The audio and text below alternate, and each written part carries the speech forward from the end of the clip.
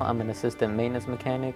I strictly work with HVAC. Maintenance is PMing them, installing them, removing them with light commercial equipment, heavy duty equipment, and just your regular residential equipment. Where I come from, my parents probably weren't going to be able to pay for college for me, but the Opportunity Scholarship allowed me to go to school freely without having to stress about anything else but my studies. I wouldn't be where I'm at right now if it weren't for it.